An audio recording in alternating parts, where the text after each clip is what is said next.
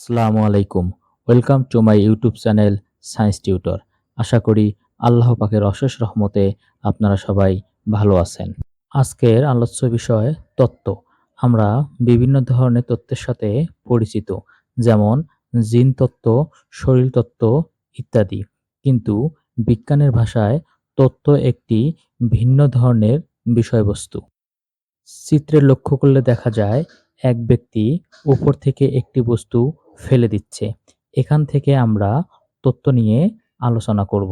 আমরা উপর থেকে কোনো বস্তুকে যদি ছেড়ে দেই তাহলে দেখতে পারবো বস্তুটি নিচের দিকে পড়ছে এবং প্রতিনিয়ত এর বেগ বৃদ্ধি পাচ্ছে এবং সর্বশেষ দেখা যাবে এটি সর্বোচ্চ বেগ নিয়ে ভূপৃষ্ঠ পতিত হবে।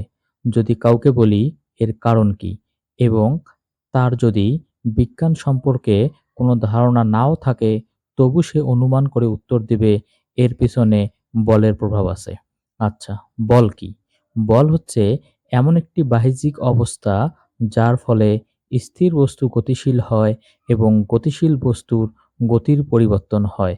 তাহলে আমরা শুরুতে অনুমান করে নিলাম পড়ন্ত বস্তুর উপর একটি বল ক্রিয়াশীল আছে এবং পরীক্ষা-নিরীক্ষা শেষে দেখা যায় সত্যি পড়ন্ত বস্তুর উপর একটি বল ক্রিয়াশীল আছে, যার ফলে প্রতিনিয়ত এর বেগ বৃদ্ধি পাচ্ছে এবং সেই বলটিই হচ্ছে অভিকর্ষ বল। অর্থাৎ অনুমান বা অনুমিতি যদি সত্য হয় তাহলে তা তত্ত্বে পরিণত হয়। অনুমিতি কি তা আমরা পূর্বের ভিডিওতে বিস্তারিত আলোচনা করেছি। প্রয়োজনে দেখে নিতে পারেন, ভিডিও ডেসক্রিপশনে লিংক দেয়া আছে।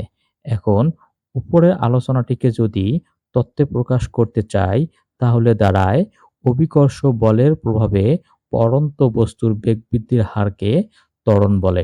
সুতরাং তত্ত্ব কাকে বলে? এর উত্তর হচ্ছে যেই অনুমিতি বা ধারণাগুলো সত্য প্রমাণিত হয় বিজ্ঞানের ভাষায় সেগুলোই তত্ত্ব নামে পরিচিত। ভিডিওটি দেখার জন্য ধন্যবাদ। পরবর্তী ভিডিওতে কথা হবে অন্য টপিকস নিয়ে।